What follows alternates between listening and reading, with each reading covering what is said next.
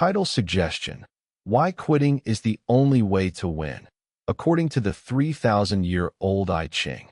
In the year 1046 BC, a prisoner sat in a damp stone cell, surrounded by the stench of his own mortality and the echoes of a crumbling empire. His name was King One. He had been stripped of his lands, his family, and his dignity by the tyrant Zhou Exin, a man who enjoyed roasting his enemies alive and serving them as meat pies. King One had every reason to scream, to plead, or to plot a desperate, bloody rebellion. But he did something that contradicted every instinct of a warrior. He sat in silence. He turned his back on the world of action. And for 7 years, he did nothing but rearrange 64 symbols in the dust of his cell floor. While his captor grew bloated on power and paranoia, One was mastering a technology of the mind that would outlast every dynasty in human history. He was learning the art of the strategic retreat. He was realizing that the most powerful military strategy ever conceived says that to win, you must first learn how to disappear. Most people believe that success is a straight line of forward momentum. The I Ching, the Book of Changes, proves that this belief is the fastest way to destroy yourself. To understand the weight of the oracle's wisdom, you must understand the stakes of the Bronze Age. The Shang dynasty was not just a government. It was a cosmic machine powered by human sacrifice. They believed their ancestors demanded blood to keep the sun rising. They ruled through terror, through the Great Punishment. When King Wen was thrown into the dungeon of Yoli, he wasn't just a political prisoner. He was the representative of a rising culture of ethics, facing a dying culture of brutality. The Shang looked at the world and saw a fixed hierarchy. They thought they had one forever. But King Wen, looking at his yarrow stalks, saw the change. He saw that the very moment a power reaches its peak, it begins to rot from within. Think of the giants of our own era. Think of Nokia in 2007. They controlled nearly 40% of the global handset market. They were the Shang dynasty of the mobile world. They believed their position was a fixed fact of the universe. They kept pushing, kept optimizing their existing models, kept demanding more of the same. They forgot the fundamental law King Wen discovered in the darkness of his cell. When the wind reaches its maximum velocity, it has no choice but to become a breeze. Did you know that 92% of the companies that were in the Fortune 500 in 1955 no longer exist? They didn't fail because they weren't working hard. They failed because they didn't know how to change their rhythm. They were fighting the cycle instead of riding it. Today we call this the oracle's wisdom, but for King Wen, it was survival. Let us look into the first of the 4 great pillars of this wisdom. Hexagram 33. Duan. Retreat. The text of the I Ching says, retreat. Success. In what is small, perseverance furthers. Read those words carefully. Retreat is success. This is a direct assault on the modern cult of grind. We are told that if we stop, we lose. If we hesitate, we are conquered. But the I Ching views the world as a series of breaths. You cannot inhale forever. If you try, you will burst. To retreat is not to run away in fear. It is to create distance. It is to move your treasure out of the path of a coming storm so that you can choose the ground where you will eventually stand and fight. Consider the year 1997. Apple was weeks away from bankruptcy. They had dozens of products, printers, monitors, handhelds, all of them mediocre. When Steve Jobs returned, he didn't call for a charge. He called for a retreat. He cut 70% of their product line. He told his engineers to stop. He retreated from the small games so he could win the great one. He moved into the shadow, simplified his forces, and waited. The actionable principle is this: strategic distance is the only way to see the whole battlefield. If you are currently feeling overwhelmed, it is because you are too close to the fire. You are trying to outrun a flame that you should be letting burn out while you stand on the opposite bank of the river. The second teaching takes us to hexagram 60. Jia. Limitation.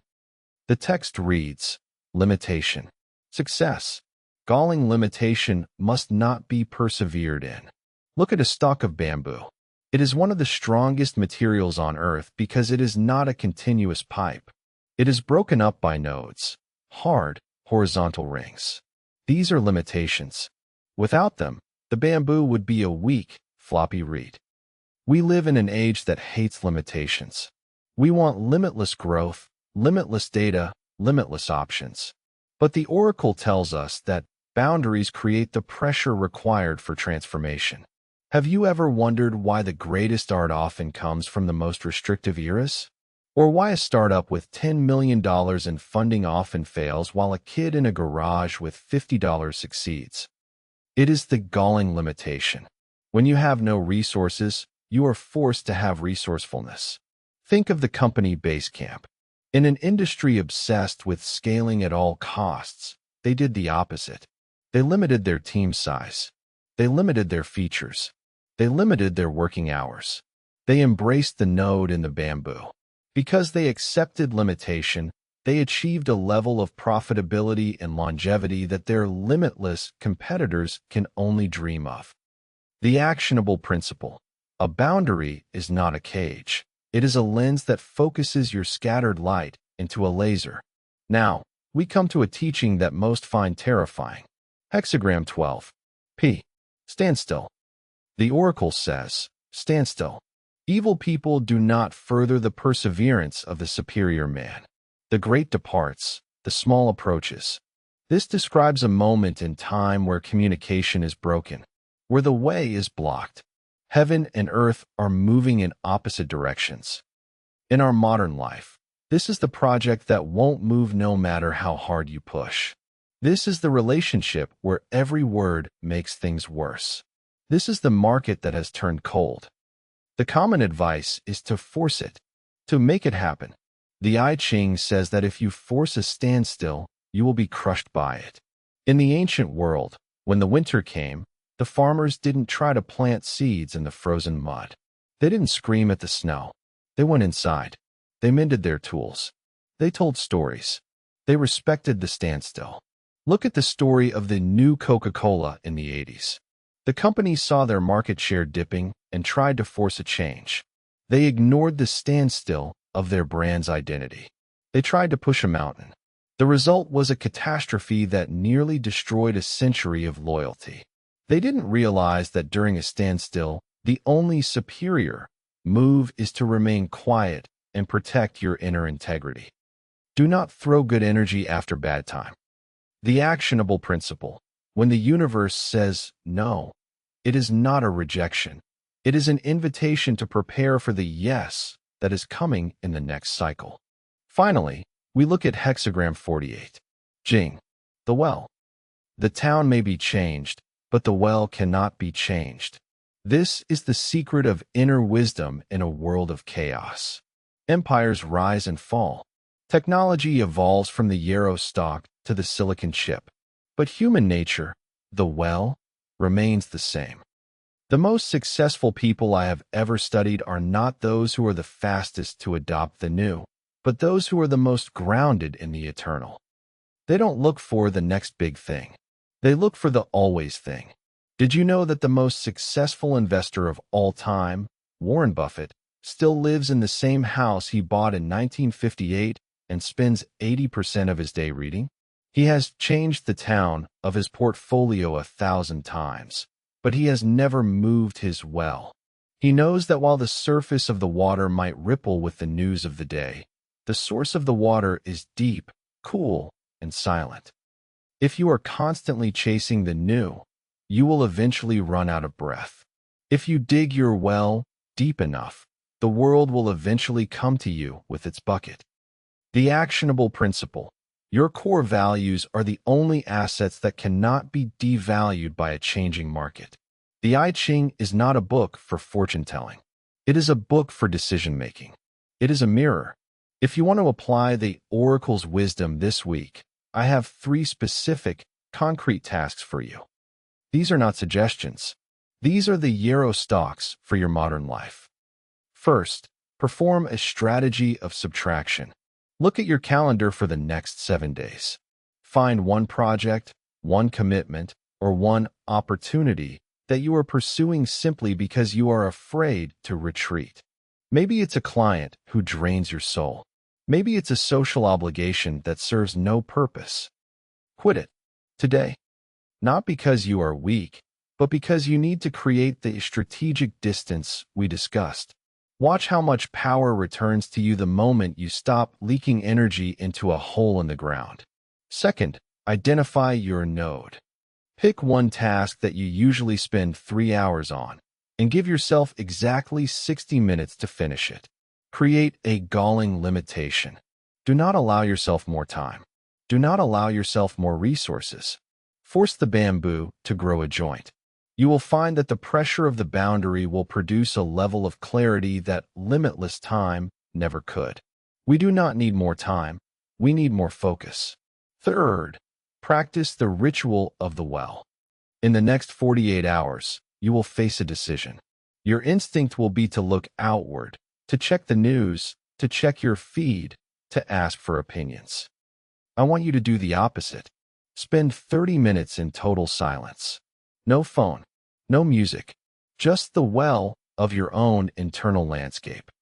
Ask yourself, does this decision align with what I knew to be true 10 years ago? Will it align with what I know to be true 10 years from now? If the answer is no, then you are looking at the town, not the well. Stand still. King Wen did not survive the dungeon because he was a victim. He survived because he realized that his imprisonment was a retreat in disguise. He used the limitation of those 4 stone walls to build a philosophy that would eventually topple the Shang dynasty and birth the longest-running civilization on Earth. He understood that change is the only constant. But the strategist does not fear change. The strategist anticipates it. We often mistake movement for progress. We mistake winning for having the most. But as the oracle shows us, the true master is the one who knows when to step back, when to say no, and when to wait for the earth to turn. If you continue to fight every battle, you will eventually have nothing left to defend.